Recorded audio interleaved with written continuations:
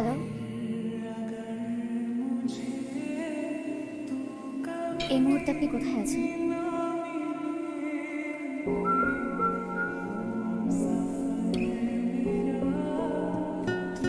আপনি এখানে কেন? আমি ঠিক জানি না। আমার মনে হচ্ছিল আমার এখানেই থাকা উচিত। সব পরীক্ষাতে ফেল করেছি।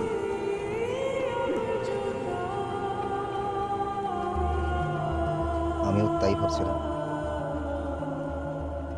ফুলের ঘ্রাণ ছিল না,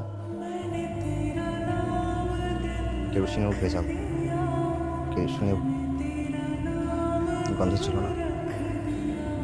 পাত্রপক্ষ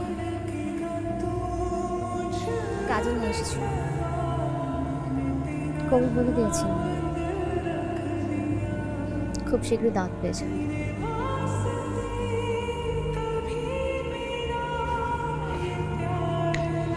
ও আচ্ছা, দাওয়াত কবুল। আচ্ছা, আমি তাহলে যাই, আমার যাওয়া উচিত। রিক্সাও পাওয়া যাবে একটু সামনে। মানে ওই আপনি যেন কি করেন? ও, আপনি তো কবুল বলেই ফেলেছেন। আচ্ছা, আমি যাই। কোথায় যাচ্ছেন? বাসার দিকে যাব, মানে বাসায় যাব না। আসলে আমি জানি না আমি আসলে কোথায় যাব, জানি না। আচ্ছা, আমাকে একটা কথা বলুন তো, যে মানুষটা আমার সাথে কথা বলার জন্য ঘন্টার পর ঘন্টা হাতে সাদা ব্ল্যাকনেস নিয়ে দাঁড়িয়ে থাকে, যে মানুষটা রিক্সায় ওঠার সময় সেফটির জন্য ওড়না ঠিক করে দেয়, যে মানুষটা আমার জন্য কাচের বোতলে করে কেরোসিন নিয়ে আসে, যে মানুষটা আমার কথা চিন্তা করলে তার চোখ খুশিতে টলটল করে ওঠে, আমার কি তাকে ছাড়া অন্য কাউকে বিয়ে করা উচিত? মিস্টার সাফার, আমাকে যে পাত্র দেখতে আসার কথা ছিল সে আসছে। বেটার অপশন কি অন্য কোথাও চলে গেছে। আর আমি মাকে বলে এসেছি যে যদি বিয়ে করি শুধু আপনি কি করবেন।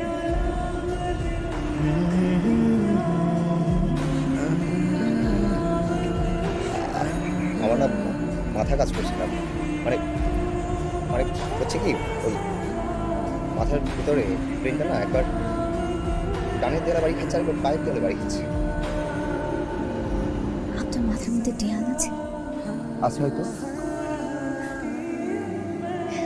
আর কি কি আছে? সাদা গাড়ি লস, কেরোসিন তেল, কেরোসিন তেলের গন্ধ। আর আপনি, মানে আমি কি সব উল্টাপাল্টা বলছি? মানে আপনি কি সত্যি আমাকে বিয়ে করবেন?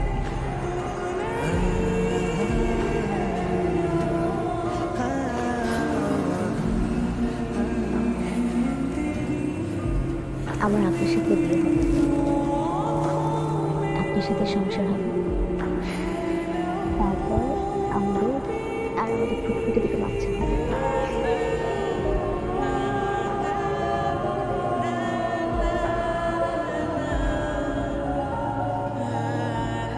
মিস্টার সাফার, একটা কথা বলি। আপনি একটা কথা বলুন।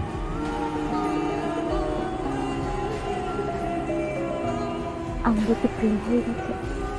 একটু আপনি হয়েছেন, কাজটা বিয়ে করবো। একটা কথা আমি প্রায় শুনতাম, কার সাথে কার বিয়ে হবে, নতুন সংসার হবে, সেটা নাকি আগে থেকেই লেখা থাকে।